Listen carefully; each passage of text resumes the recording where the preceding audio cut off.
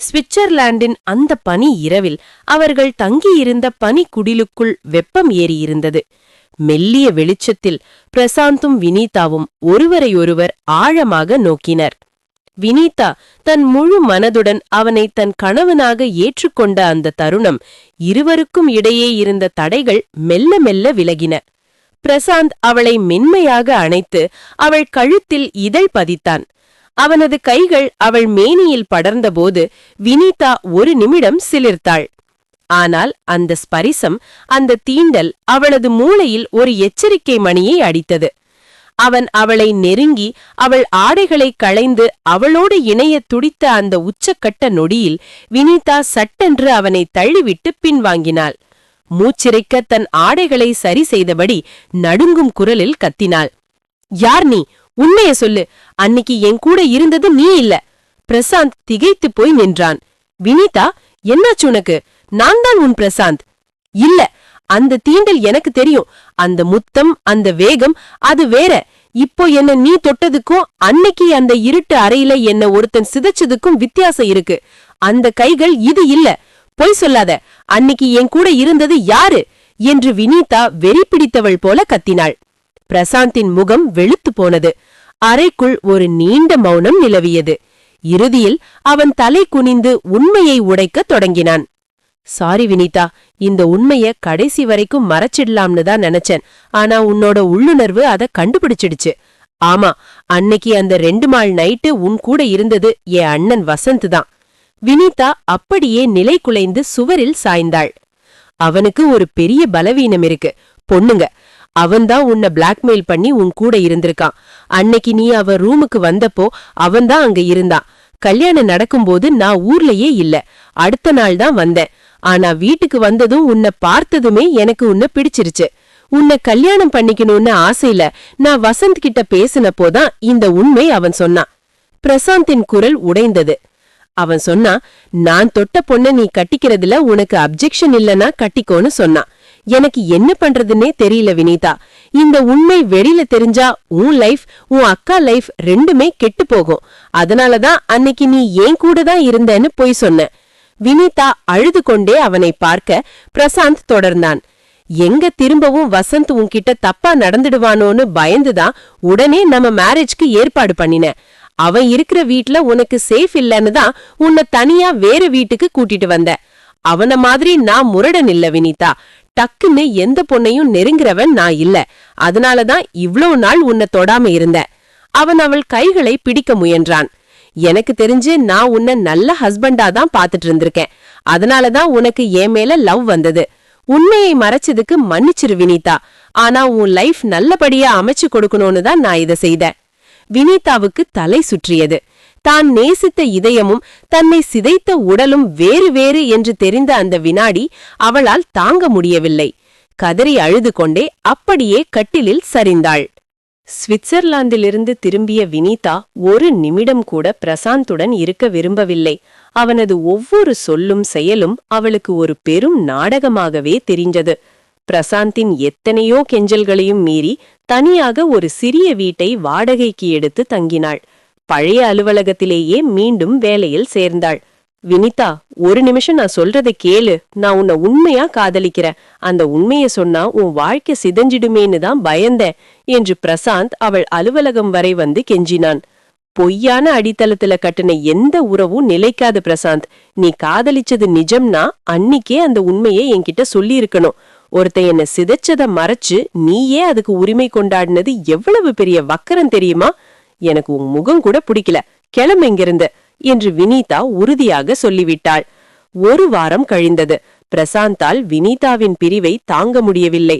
ஒரு நாள் இரவு நன்றாக குடித்துவிட்டு வினீதாவின் வீட்டு வாசலில் நின்று ரகளை செய்ய தொடங்கினான். என்னாச்சு உனக்கு? நான் என்னடி தப்பு பண்ணின?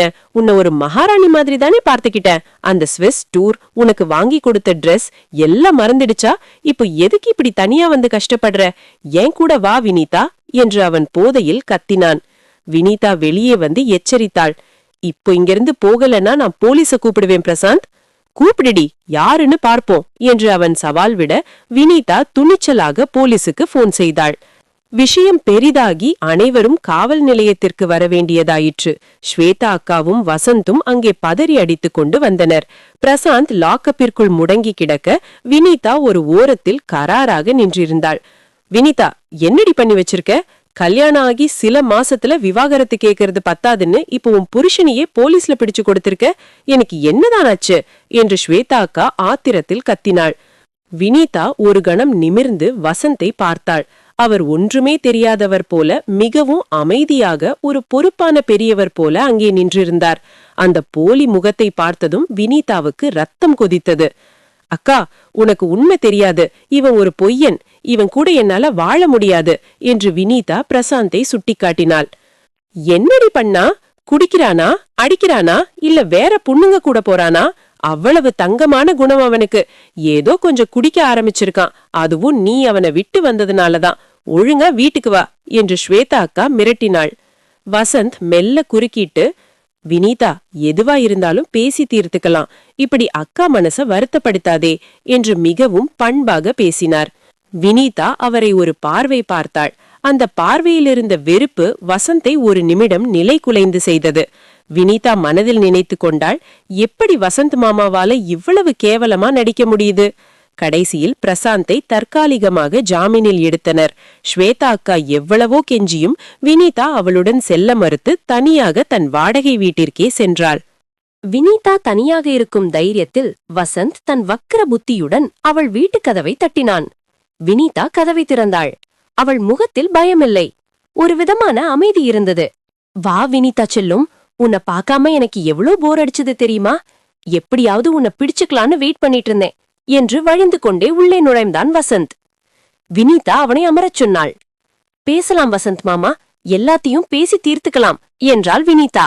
வசந்த் அவளுக்கு மிக அருகில் வந்து அமர்ந்தான்.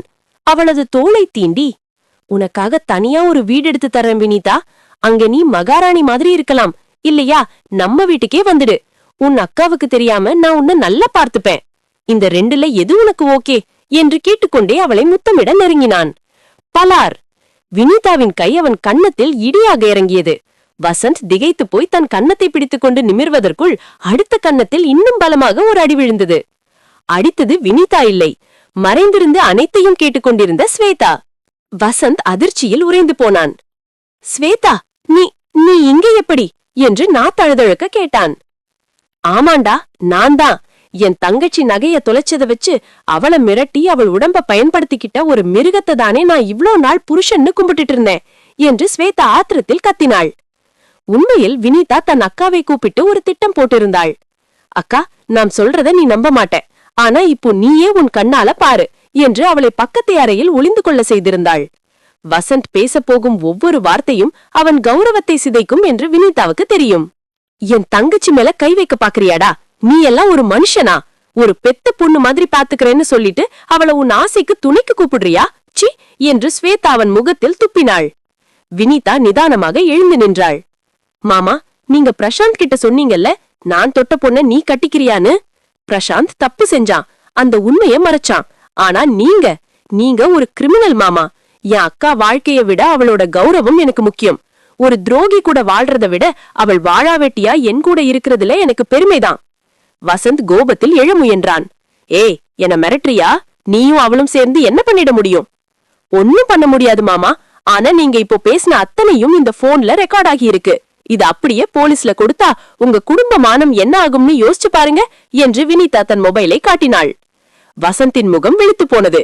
ஸ்வேதா தன் தாலியை அழுத்து அவன் முகத்தில் எறிந்தாள். இப்பவே இந்த வீட்டை விட்டு வெளியே போடா, இனிமே என் முகத்திலேயே முழிக்காத என்று கதறினாள். வசந்த் அவமானத்தில் அங்கிருந்து ஓடினான். ஸ்வேதா உடைந்து போய் வினிதாவின் மடியில் விழுந்து அழுதாள்.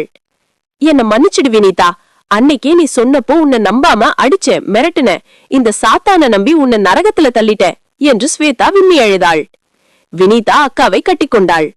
விட அக்கா, இனிமே நாம 2 பேரும் மட்டும் போதும், நமக்காக வாழலாம் என்றாள். அப்போது கதவு தட்டப்பட்டது.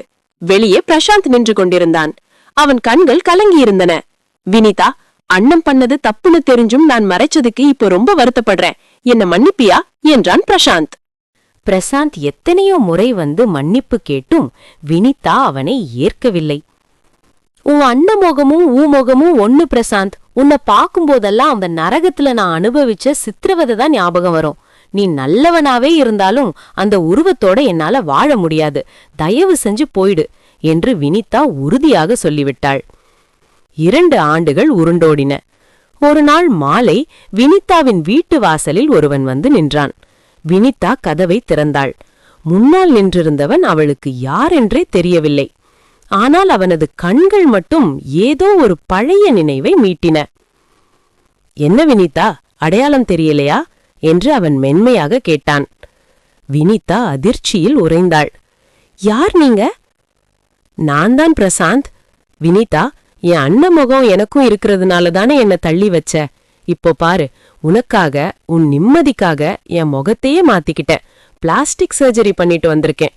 இப்போவாவது என்னை ஏத்துப்பியா என்று அவன் உருக்கமாக கேட்டான்.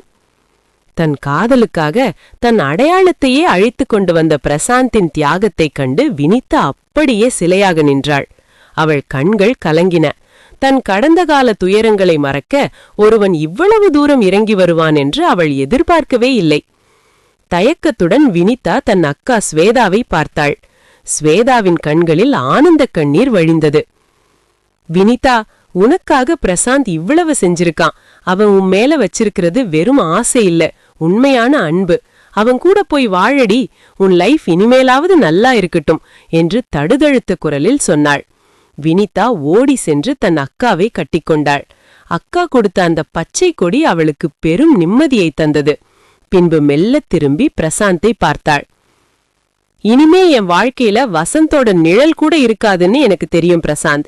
இந்த புது முகத்தோட புது மனுஷனா உங்களை நான் ஏத்துக்கிறேன் என்று வினிதா சொல்ல, பிரசாந்த் அவளது கைகளை ஆழமான காதலுடன் பற்றிக் கொண்டான்.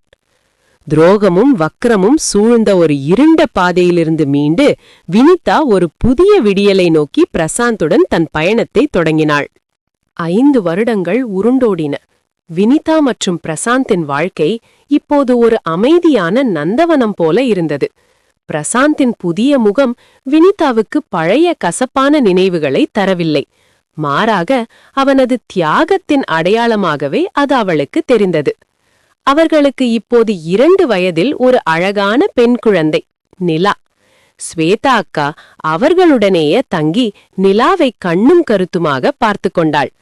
ஒரு நாள் மாலை பிரசாந்த் ஒரு செய்தித்தாளோடு வீட்டிற்கு வந்தான். வினிதா, எங்க அண்ணன் வசந்த பத்தி நியூஸ் வந்திருக்கு என்றான் பிரசாந்த். வினிதா திடுக்கிட்டு அந்த செய்தியை பார்த்தாள்.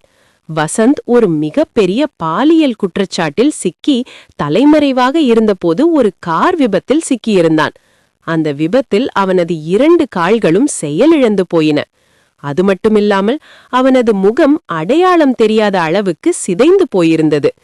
சமூகத்தில் ஒரு கௌரவமான மனிதன் என்று வலம் வந்தவன் இன்று ஒரு நடைப்பிணமாக அரசாங்க மருத்துவமனையின் பொது வார்டில் கேட்பாரற்று படுத்து கிடந்தான்.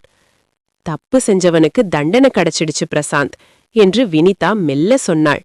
அவள் கண்களில் பழிவாங்கும் உணர்ச்சி இல்லை, ஒரு விதமான பரிதாபம் மட்டுமே இருந்தது.